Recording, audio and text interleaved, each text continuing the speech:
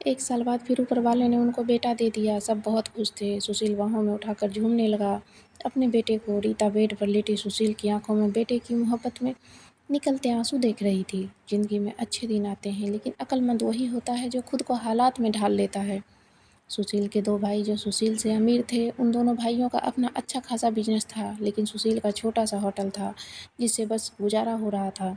रीता ने जिद की, सुशील बच्चे को गर्मी लगती है इसलिए यह बहुत रोता है, मुझे कमरे में एसी लगवा दे। सुशील ने सिर पर हाथ रखा, अरे रीता पागल हो के गई हो क्या?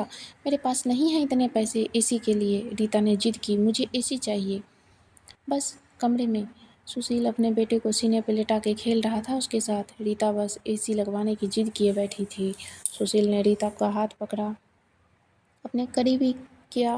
रीता पता नहीं क्यों तुम इतनी जिद्दी हो गई हो, तुम लगवा दूंगा एसी। ये लो सो गया मेरा राजकुमार, इसको लेटा दो।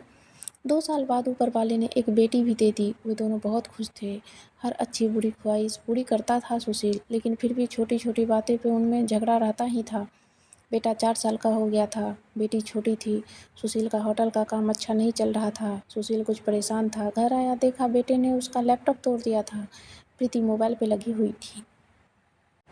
सुशील ने देखा लैपटॉप टूटा हुआ पड़ा है। सुशील चिल्लाकर बोला, रीता ये क्या है? रीता ने देखा, ये आपके लाडले ने तोड़ा है। सुशील गुस्से में पहले ही था। रीता को गाली देकर बोला, तुम्हारा दिमाग काम नहीं करता, इसमें मेरा सारा डाटा था, तुम पागल हो क्या? जाओ खाना लेकर आओ, उठ कर जाओ। रीता गुस्से में गाल बोली, सुशील मैं नौकरानी नहीं हूँ, सारा दिन बच्चों को संभालूँ और फिर तुम मुझे गाली दो। सारा दिन इतना काम करो और कद्र इतनी सी है, गाली दे रहे हो? रीता खाना लेकर आई। बैगन बने हुए थे। सुशील ने बैगन देखे, चिल्ला कर बोला, तुम्हारा दिमाग खराब है? तुमको कितनी बार समझाया है, मैं बैगन नहीं खाता। सुशील ने खाना उठाकर फेंक दिया, उठकर बाहर चला गया। इतने में बेटे ने कांच का गिलास तोड़ दिया जो हाथ पर लग गया। काफ़ी खून बह रहा था हाथ में। रीता ने बेटे को 1-2 थप्पड़ लगा दिए।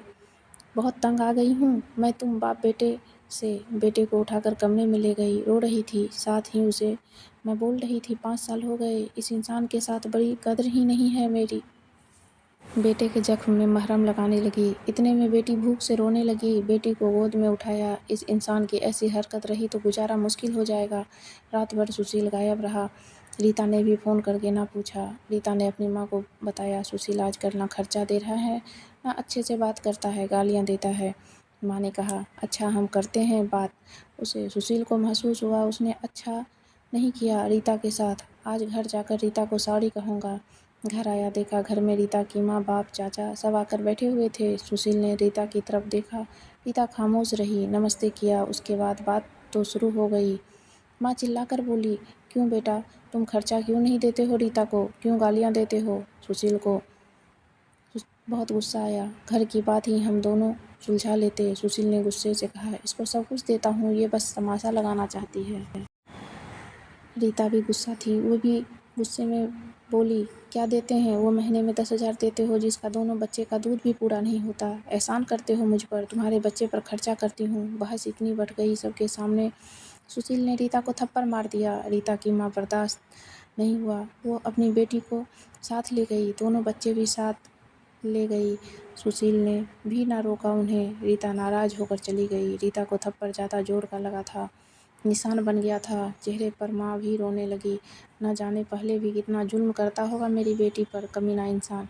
सुशील पहले से ही अपने होटल की वजह से परेशान था, काम न होने की वजह से, और अब परेशानी बन गई। रीता मायके में थी, सुशील यहाँ था, घर में परेशान था। हालात इतने ख़राब हो गए, सुशील को अपना होटल बेचना पड़ा। 2 महीने गुजर गए, दोनों ने एक दूसरे से बात तक न की। दोनों गुस्से में थे। सुशील कहता, खुद गई है खुद वापस आए। रीता की अकड़ थी, मनाने आएगा तो जाऊंगी। दिन गुजरते गए, 8 महीने गुजर गए। दोस्त ने सुशील से कहा, विदेश जाना है तो बताओ, मेरे पास एक ही वीज़ा है। हालात काफ़ी बुरे थे। सुशील विदेश चला गया, नंबर बंद हो गया। 1 साल गुजर गया, दोनों ने कोई बात ना की एक दूसरे के साथ। रीता भाई से खर्चा लेती, बच्चों का दूध का या फिर दूसरी ज़रूरी सामान का। भाई कब तक दे सकते थे खर्चा, उनके भी अपने बच्चे थे। रीता के बच्चे कोई नुकसान कर देते, कोई चीज़ तोड़ देते तो रीता की भाभी हज़ारों बात करती, ताने देती थी। रीता चुपचाप सुन लेती थी। क्या करती है, आखिर किसी को कुछ बतानी भी ना थी। दीपावली का दिन था। रीता ने भाई से कहा, पैसे दे दो, बच्चों को शॉपिंग करवानी है। भाभी के पास से बोली, बहन साफ सी बात है, हमारे पास फालतू के पैसे नहीं हैं। उसी इंसान के साथ गुजारा नहीं तो तलाक लेकर किसी दूसरे से शादी कर लो, जाओ यहाँ से। रीता उस दिन बहुत रोई। उसे एहसास होने लगा था, सुशील तो मेरे सर का ताज था। सुशील दुबई में बच्चों को याद कर बहुत रोता था। रीता, पागल, बात कुछ भी नहीं, और तुमने यह क्या कर दिया। उधर रीता के भाई ने रीता के लिए एक आदमी देखा जिसकी पत्नी की मृत्यु हो चुकी थी, 4 बच्चे थे उसके। भाई ने रीता से कहा, बस सुशील से तलाक ले लो, इस आदमी से शादी करके घर बसा लो अपना। रीता की आंखें भीग गई थी आंसुओं में। जल्दी से मोबाइल निकाला, सुशील को फ़ोन लगाया, नंबर बंद आ रहा था। रीता रोने लगी, मुझे सुशील के पास ही जाना है, मुझे कोई शादी नहीं करनी किसी से। उधर सुशील का भी दिल तड़पा। उसने सोचा, मेरी रीता तो मासूम सी है, थोड़ी से गुस्से पर नाराज़ हो जाती है ना, खुद ही माफ़ी मांग लूँगा अपनी जान से। वो टिकट करवा कर हिंदुस्तान वापस आ गया। रीता रो रो कर भगवान से अपने पापों, अपनी गलती की माफ़ी मांग रही थी कि ऊपर वाले मुझे माफ़ कर दे, मुझे मेरा सुशील वापस कर दे। रात भर रोती रही। सुबह बेटे को नाश्ता करवा रही थी कि दरवाजे पर घंटी बजी। भाभी ने दरवाज़ा खोला, सामने देखा सुशील खड़ा था। रीता की नज़र पड़े सुशील पर, हाथ से दूध का कप छूट गया। नंगे पाँव दौड़ते हुए जाकर सुशील के सीने से जा लगी, चीख चीख कर रोने लगी, सुशील मैं बहुत प्यार करती हूँ तुमसे। सुशील के पाँव पकड़ लिए, माफ़ कर दो सुशील। सुशील ने रीता का माथा चूमा, आंसू साफ किया।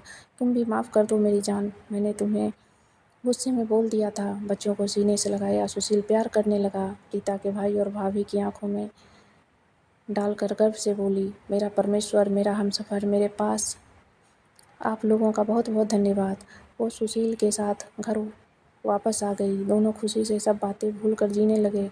लेकिन वो इस समाज को इतना बता गए कि जज्बात में जुदा हो जाना बहुत आसान है, लेकिन जुदा होकर जीना बहुत मुश्किल है। जो धर्म एक हमसफ़र महसूस कर सकता है, वो कोई और नहीं समझ सकता। गलत फैसला लेकर ज़िंदगी बर्बाद ना करें, ये सब वक्त के साथ बदल जाता है। हाँ, अगर नहीं बदलता तो हमसफ़र, अगर कोई नाराज़ है या घमंड में है तो जाओ मना लो, राज़ी कर लो एक दूसरे को, इससे पहले कि देर हो जाए। अगर मेरी कहानी किसी एक के भी दिल में घर कर गई तो मेरा मकसद पूरा हो जाएगा।